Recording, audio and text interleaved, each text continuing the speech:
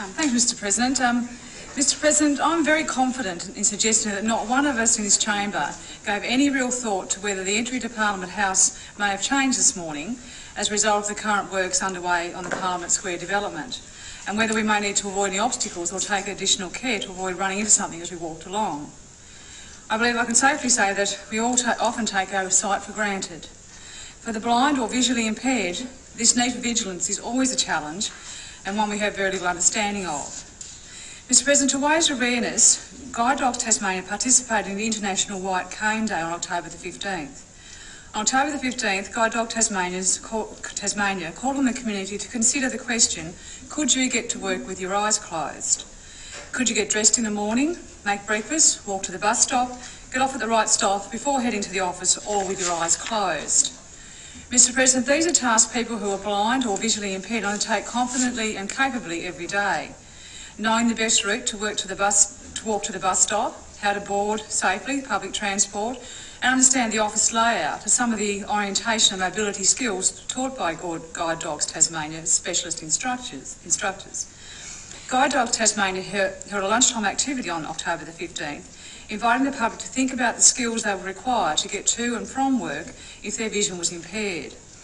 A small blindfold and simulated vision loss challenge was conducted, involving a representational obstacle course in Elizabeth Street Mall using a white cane. For every Tasmanian person with a guide dog, there are around 25 with impaired vision that use a cane to move out independently, safely and confidently.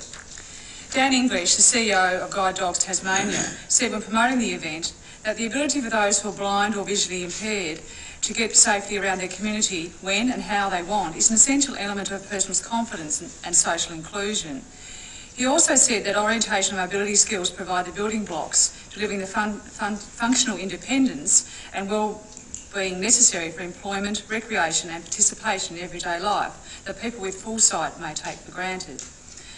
I agreed to participate and see how it would fare for a brief time with a very effective blindfold, a white cane and an instructor. It was enormously challenging and could not have been done without the support of a trainer. All of those who participated had the great benefit of actually seeing the course we were to navigate with the white cane prior to actually undertaking it. This is something blind and visually impaired people clearly don't have. After I completed the course successfully, but very slowly and hesitantly, I looked up and down the mall at all the obstacles that a blind or visually impaired person would be required to negotiate. A-frame signs, not an issue in themselves, but when they're all at different distances from the shop fronts, create an enormous challenge, not to mention people who don't usually watch where they're going as they're walking along. The experience certainly increased my awareness, and I encourage others to take the opportunity to try it themselves and become more aware of the challenges faced daily by the blind and visually impaired individuals. Mr. President, I acknowledge and commend the work done by Guide Dogs. Each year, Guide Dogs instructors work with around 1,000 people of all ages across Tasmania to help them achieve their mobility goals. Statistics show that every day 28 Australians are diagnosed with vision loss, and that cannot be corrected. The 2015 client survey statistics provided by Guide Dogs Tasmania, so 3 in 4 long cane users, which is 75%, interviewed as part of the 2015 client survey conducted by market research company EY Sweeney have been obstructed by overhanging bushes and branches in the last 12 months. Other obstacles cited by Guide Dogs include shopping display goods on the footpath, 57%, cafe or restaurant outdoor tables and chairs, 51%, A-board frames, as I mentioned, 50%, and parked cars, 49%.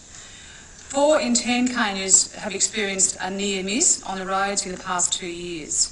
More crossing points is the most common suggestion for safer roads, with audio tactile signs, driver education and aligned curb ramps among the other top suggestions. Mr. President, I encourage all honourable members to give some thought to how often we take our sightedness for granted and to do our bit to support Guide Dogs and do what we can to assist those who are blind or visually impaired to lead active, healthy and inclusive lives. I commend all the team at Guide Dogs, particularly CEO Dan English, Zoe Polyak, Community Fundraising and Public Relations Officer, Melanie Spunt, Relationships and Partnerships Coordinator, and Kate Grady, Marketing and Fundraising Manager, as well as all the Guide Dog and Mobility instructors and support staff and volunteers who do an amazing job in this area.